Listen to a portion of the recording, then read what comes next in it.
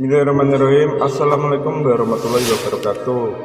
Pemirsa yang dirahmati Allah, marilah kita simak ceramah dari Ustadz Dasar Latif dengan tema Hikmah saat doamu tidak dikabulkan. Sebelumnya marilah kita bersolawat terlebih dahulu. Allahumma sholli ala Sayyidina Muhammad wa ala ali Sayyidina Muhammad. Selamat menyaksikan. Panas itu pantata ketika dengar dakwah begini, supaya setan membuat kita kalah. Nah, mudah-mudahan kita lihat di sini nanti siapa yang duluan keluar di sini nanti. Nah, kapten itu nakana setan, bos. Nah, ada lagi tidak keluar, ada lagi caranya yang setan yang kedua. Dia tidak keluar tapi apa? Nantu. Sandar-sandar di dinding. Padahal cakerudu. Ada kan biasa begitu, mau tahu natipu kita tuh. Nah, dikira baru mengerti padahal orang ngantuk. Nah, itu setan juga itu, bos. Ya, ada lagi yang susah disusah ini. Kalau setan yang tidak kelihatan baca basmalah lari nih. Tapi ada setan dalam bentuk manusia. Nah, kok bikin? Nah, ganggu kita terus selama kita dengar ceramah. Itu setan itu. Supaya kita tidak konsentrasi. Maka segala macam dilakukan itu setan untuk menghilangkan konsentrasi kita. Nah, mudah-mudahan kita di sini adalah pemenang-pemenangnya semua. Ibu bapak, saudara-saudara sekalian, saya ingin berkisah. Suatu kali Rasulullah Sallallahu Alaihi Wasallam mengumpulkan para sahabat. Selesai sholat subuh, seperti kita ini. Nah, sudah, assalamualaikum warahmatullahi wabarakatuh, assalamualaikum warahmatullahi wabarakatuh, selesai berdoa. Nabi tanya semua sahabatnya, ada yang bermimpi tadi malam? Tidak ya Rasul. Nah, coba, adakah yang bermimpi? Tidak ya Rasul. Nabi lalu menjelaskan, saya tadi malam bermimpi. Apa gerangan mimpinya ya Rasulullah? Saya dibawa jalan-jalan melihat situasi surga. Lalu di dalam surga, saya diperlihatkan oleh Allah, ada orang yang diberikan hadiah, diberikan penghargaan oleh Allah dalam surga. Banyak sekali hadiahnya, banyak sekali dipunyakan penghargaan. Lalu orang ini berkata kepada Allah, ya Allah, ini hadiah yang engkau berikan kepadaku, rasanya tidak seperti amal yang saya lakukan.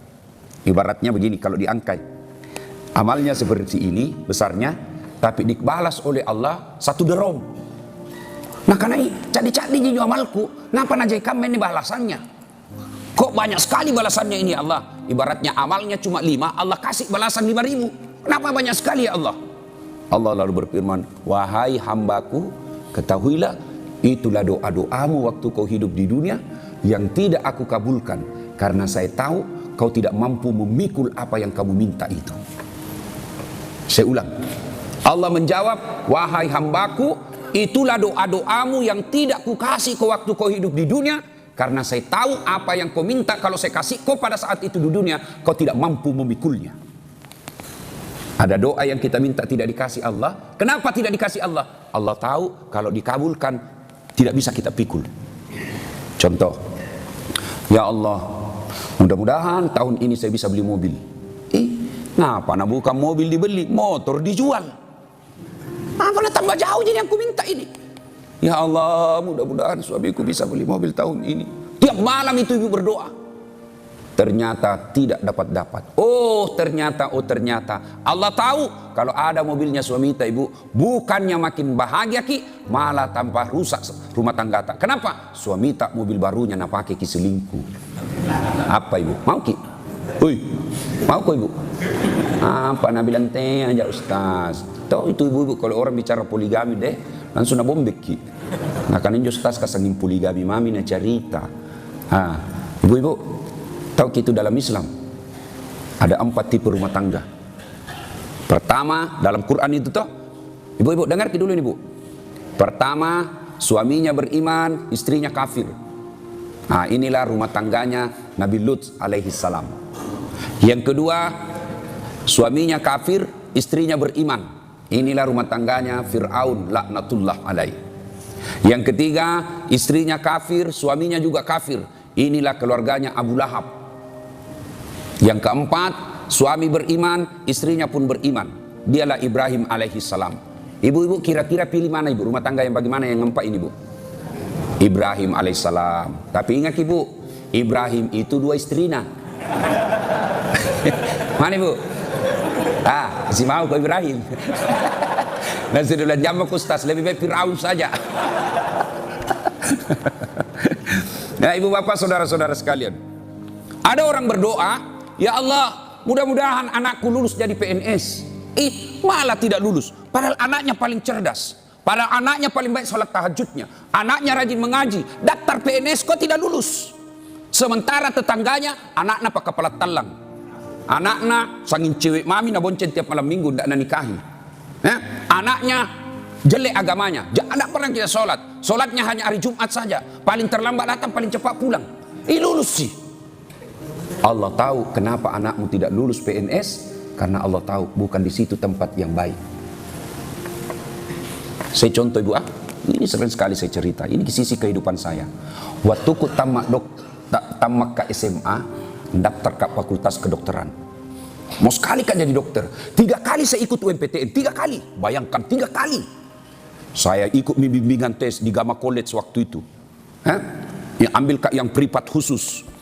Sholat tahajud ke 40 malam berturut-turut. Bagaimana caranya Ustaz? Kalau Ramadan mulai malam pertama mau ke sahur, tahajud mak dulu. Itu 30 memang itu. Tambahi lagi 10 karena mau ke puasa Syawal 6 hari, tambahi lagi 6 kali berturut-turut sudah 36. Tambah lagi 4 hari, 40 hari berturut-turut sholat tahajud tiap tahun. Begitu tes, tak pernah lulus. Bahkan mauku itu jadi dokter, ada kemenanganku dia dokter fakultas kedokteran, saya pinjam itu baju prakteknya warna putih, ada itu baju prakteknya warna kedokteran, ku pakai baru pick foto di depannya fakultas kedokteran Unhas. Bayangkan seandainya dulu ini barangkali disebut hoax, toh berita bohong. Mau tau nggak dibilang fakultas kedokteran, itu nggak pakai itu baju praktek baru berdiri mah itu, baik padahal sospol. Bayangkan itu, mau kok kau jadi dokter waktu itu. Ya Allah, kenapa kau tidak kasih lulus kak? Namun sekali kak jadi dokter waktu itu. Malah saya lulus di sospol. Alhamdulillah Allah tahu itu. Bukan dokter yang paling baik buat kau Ustaz. Cocokmu jadi dokter dong. Tapi bukan dokter kasih pecah kepala. Seperti ada temanku di belakang itu dokter yang besar sekali. Itu tugasnya kasih pecah kepala orang. Ngoperasi kepala orang apa lupa. Coba, bukan itu. Justru dokter yang saya pakai sekarang adalah dokter psikis. Dokter orang-orang sakit jiwa, sakit perasaannya, jauh dari Allah. Itu tugasku saya. Ibu-ibu curhat, bapak-bapak curhat tengah malam jam 2, orang lagi enak tidur, bunyi telepon. Kenapa ke ibu? Suamiku selingkuh Ustaz. Karena membalas Kak Ustaz. Sakit hati Kak jadi membalas Kak, malah sekarang susah Kak lepas dari selingkuh. Bayangkan, baru-baru ada lagi curhat, anak-anak SMA, Ustaz kasih Kak kodong jalan keluar. Beberapa malam yang lalu bapakku melakukan percobaan pemerkosaan. Bayangkan, bapaknya mau perkosa. Saya lapor sama mamaku, mau kak lapor di polisi, mamaku larang Kak Ustaz, bilang jangan kau nak kau kasih malu keluarga. Yang bikin saya sakit hati Ustaz, ternyata bapakku sudah nak kasih begitu adikku. Coba, itu yang saya obati saya bos. Kalau dokter capok mas suntik, pantak orang nak suntik. Kalau apa saya jiwanya yang saya suntik. Tidak jadi dokter, Allah kasih mana yang terbaik. Temanku yang jadi dokter, tugas di Kepulauan Aru. Mau lebaran saya bilang, dok pulang kok. Dia bilang, dah Ustaz deh, rugi-rugi nanti jauh cari uang, dah pulang kok lebaran sama orang tuamu. Dia bilang, kan jalan tiket Ustaz. Mali tiket Ustaz. Untung saya tidak jadi dokter. Dan saya jadi Ustaz Kak. Tidak pernah Kak pusing soal tiket. Kenapa? Bukan saya beli. Orang beli kan, siapa undang kau beli bos. Hebatnya lagi, pergi, tidak bawa uang. Pulang, bawa uang. Apa kok? Allah kasih yang terbaik. Berdoa saja. Ini salaba miskin. Tapi ini saklaba, assalamualaikum warahmatullah. Maghrib, assalamualaikum warahmatullah. Kalau orang sahabat membaca selesai sholat, Allahumma antas salam. Nah baca sahabat yang lain malah saklaba, Allahumma lantas jalan. Dilihat ini habis. Ini saklaba ini sombong tong. Kayak ton dia tidak butuh dengan Allah. Orang berdoa dia langsung pulang. Hari kedua begitu, hari ketiga begitu. Dipanggil sama Nabi, saklaba, sini saya kau dulu. Kau ini kayak kau tidak butuh dengan Allah. Apa sih susahnya? Selesai ke sholat berdoa kau dulu. Minta kau kepada Allah. Kau ini rasanya orang sombong. Tidak butuh Allah. Nabi bilang saklaba. Sebenarnya banyak lama Toma ini mau curhat sama kita Nabi. Tapi malu-malu. Tak kalam kita tanya ke sekalian mak curhat. Apa kan itu Nabi bilang. Ya Rasulullah saya ini orang miskin kau dong. Terus. Tidak ada apa-apa sarungku. Satu jenis sarungku. Ini ku pakai. Kalau lama kak ini sholat maghrib. Tinggal kak berdoa. Dan anak pakai istriku di bala. Tidak ada pakai istriku di rumah ngantri. Bayangkan begitu miskinnya satu jisarunnya. Ada di sini satu jisarunnya. Ada. Pak Bote kok bilang ada satu sarunnya. Bohong kok. Ini Sa'labah, satu sarungnya. Ya Rasulullah, kalau tinggal lama-lama berdoa, tidak ada kau nak pakai istriku, habis waktu maghrib, makanya langsung gak pulang. Ya Rasulullah, tak kalah ini kita tanya. Kenapa? Doakan saya kau jadi orang kaya. Doakan saya supaya saya bisa kaya. Apa Nabi dan Nabi? Kau kira enak jadi orang kaya? Siapa panutanmu? Siapa teladanmu? Anda ya Rasul, kau lihat saya kaya? Tidak, Ji. Sudah, kamu banyak bicara, pulang aku. Pikir kau dulu. Pulang, besok datang, ya Rasulullah, sudah aku pikir. Memang enak kalau miskin ya Rasul, tapi enak lagi kalau kaya orang. Kalau saya kaya ya Rasul, saya punya sarung banyak, saya bisa tinggal bersikir di masjid. Kalau saya kaya ya Rasul, ada duitku, bisa bangun masjid.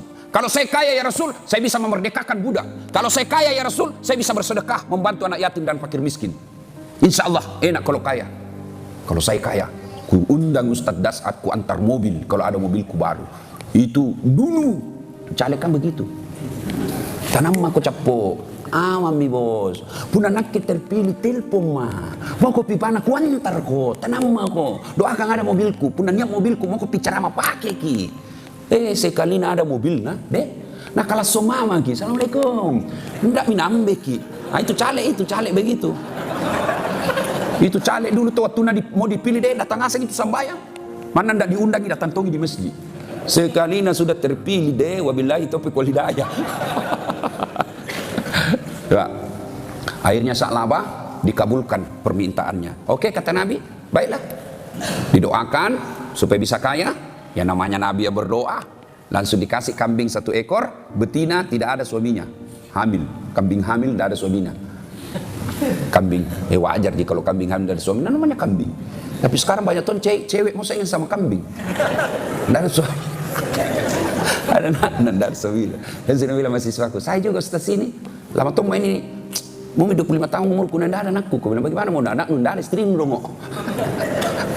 Akhirnya didoakan dengan izin Allah dari 1 ekor kambing menjadi puluhan. Makin lama Sa'labah yang tadinya belum azan sudah ada di masjid, ini kamak mi baru datang. Nabi dan Nabi au nak kenal ya bala Sa'labah. Makin lama makin banyak. Masbuk mi. Tinggal 1 mami rakaatnya dapat. Nabi dan Nabi dalam bahaya. Apa yang saya khawatirkan akhirnya terbukti. Makin lama tidak pernah mi datang. Tinggal Jumat saja dia datang. Nabi dan Nabi bencana besar. Sibuk miurus kambingnya toh. Makin lama tidak pernah muncul. Dan akhirnya turun perintah untuk bayar zakat. Ketika Allah perintah untuk bayar zakat, Nabi bilang, "Piko minta zakatnya Sa'labah. Suruh bayar zakatnya." Apa Nabi bilang Sa'labah? Enak nu. Setengah mati saya urus ini kambing, kau datang minta. Nah gara-gara ini kambing tidak datang di masjid, kau datang enak. Siapa kau cowok? Turun pulang penagih zakat, disampaikan oleh Nabi. Nabi bilang, Nabi tagih lagi 2 kali, masih begitu. Tagih ketiga kalinya, masih tidak mau. Nabi bilang, Nabi sudah jangan aku lagi panggil. Nah kenatongan yang balak Sa'labah. Musibah besarlah buat dia. Ringkas kisah turun perintah Allah, ayat kurang lebih penjelasannya. Banyak diantara kalian ketika dia miskin hamba Allah, setelah dia kaya hamba harta. Disampaikan ayat ini oleh Bilal sama Sa'labah. Sa'labah baru ayat turun, kau nasindir ini. Nah kau di Madinah begini sifatmu dongo. Tentu dalam hadis tidak ada itu kata dongo, tidak ada. Bahasa tunjuk Ustaz Dasat ini tuh supaya enak-enak didengar. Boy Sa'labah langsung sadar, astagfirullah, maaf damija. Dia buru-buru ambil hartanya, dia bawa untuk ke Nabi untuk diterima zakatnya. Ya Rasulullah, maafkan saya, ini zakatku ya Rasul. Nabi bilang, tarlambam mako cilaka. Jangan kau bawa pulang itu, makan itu zakatmu. Nupa kasirik kak. 3 kali kau ditagih, kau tidak pernah datang. Sekarang makan itu zakatmu sendiri. Ditolak oleh Nabi. Akhirnya Nabi wafat. Datang lagi kepada Abu Bakar. Ya Abu Bakar, terima kau dong zakatku ini. Kata Abu Bakar, tidak mau. Nabi saja tidak berani, mana saya berani terima. Wafat Abu Bakar Siddiq, diganti oleh Umar bin Khattab. Ya Amirul Mukminin Umar bin Khattab, terima kasih zakatku ini, membersihkan harta-hartaku. Apa kata Umar? Nabi tidak berani terima, tidak mau terima. Abu Bakar tidak mau terima, apalagi saya, mana saya berani. Makan aku itu, cidak kok. Kalau bahasa kita ya, cidak, makan aku semua kok. Ya, wafat Sa'labah dijelaskan bangkrut, dia mati dengan murka Allah. Makanya kalau ada di antara kita berdoa tidak dikabulkan Allah, jangan kau sangka buruk. Berarti apa yang Bapak minta tidak baik buat Bapak. Ya Allah, mudah-mudahan dikabulkan kreditku supaya saya bisa ambil rumah. Jangan kau ambil kredit di bank konvensional, sesako. Makin lama makin tekek lehermu. Berapa banyak, tidak kurang dari puluhan orang curhat sama saya. Saya tadi ambil kredit Ustadz dengan modal, mudah-mudahan bisa lebih baik hidupku, malah sekarang tambah susah hidupku. Tidak bisa saya pikir. Itu kalau riba. Makanya kalau ada wanta kasih pindah itu dari bank riba, kasih masuk bank muamalat. Bank muamalat penuh berkah. Sudah usaha Ustadz. Tidak ada lagi orang yang bilang, sama ji bede.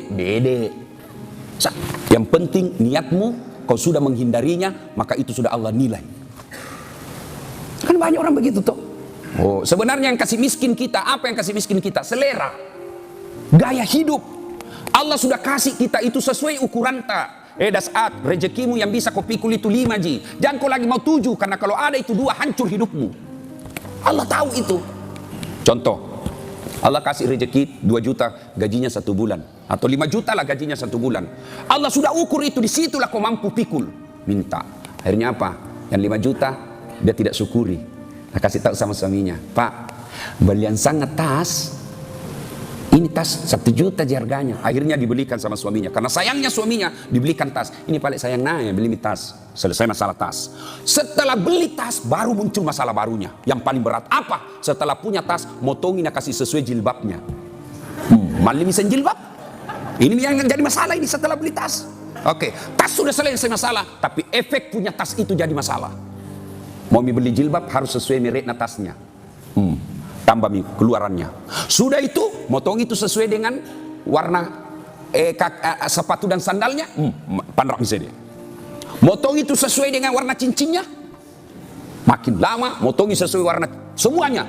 Akhirnya apa? Hidupmu yang tadinya tenang menjadi tidak tenang karena seleramu yang melebihi kebutuhanmu.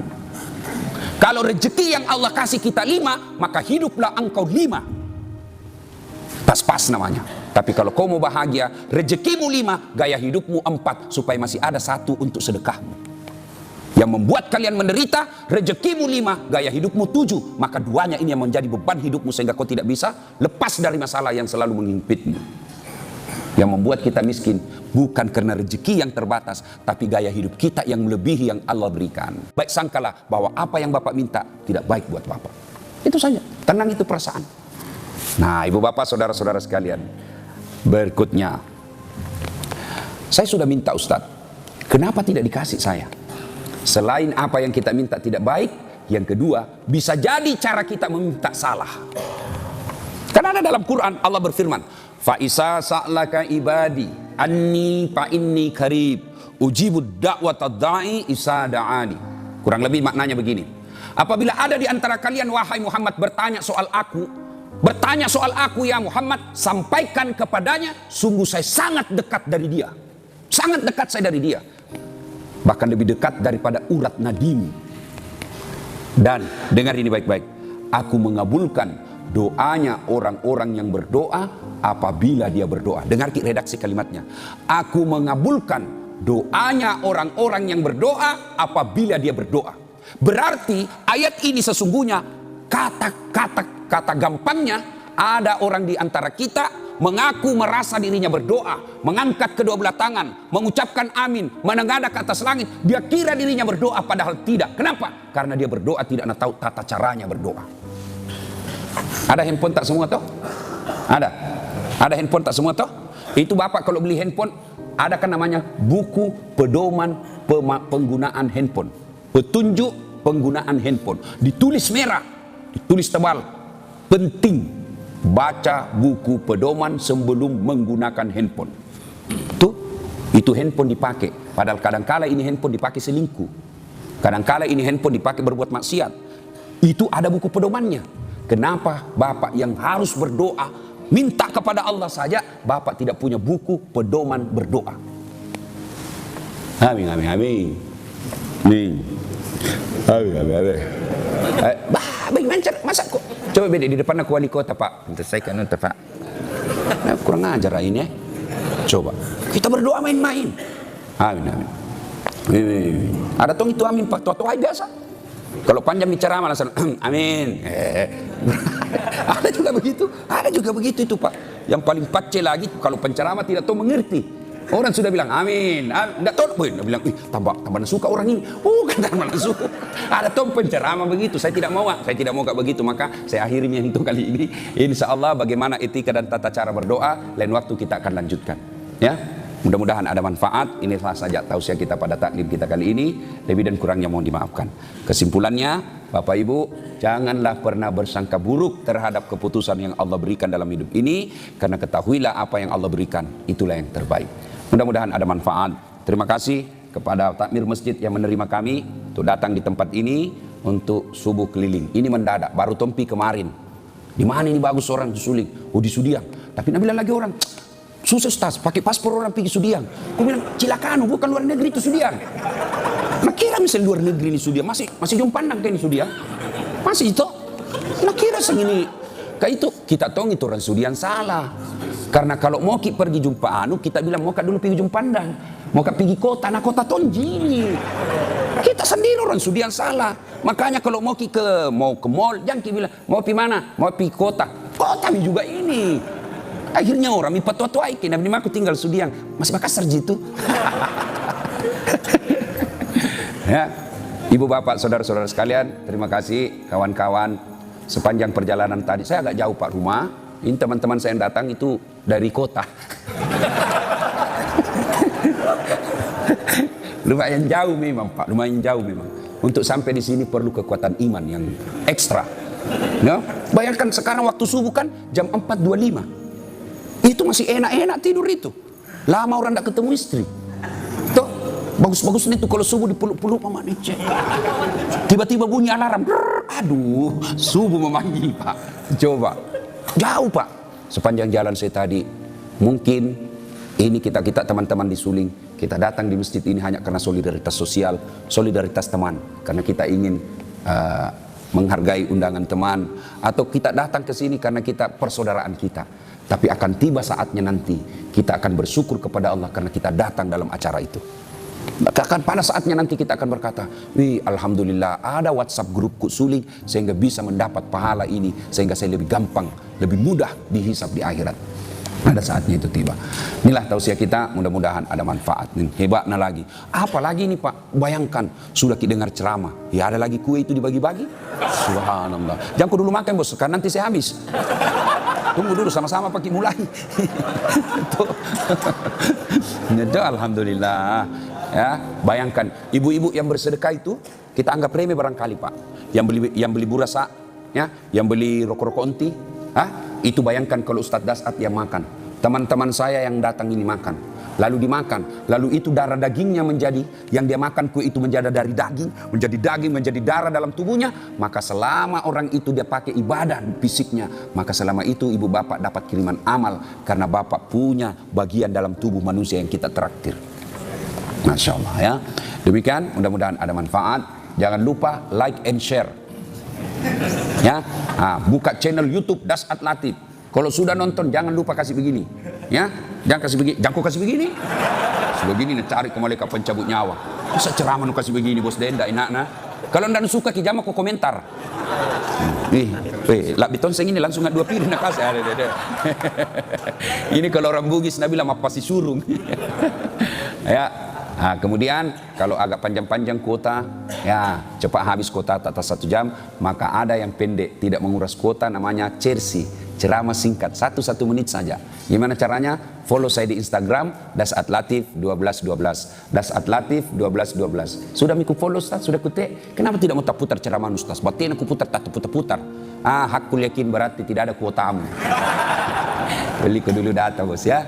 Demikian, terima kasih. Lebih dan kurangnya mohon dimaafkan. Nun wal kalam misrun billahi fi sabilil haq. Assalamualaikum warahmatullahi wabarakatuh.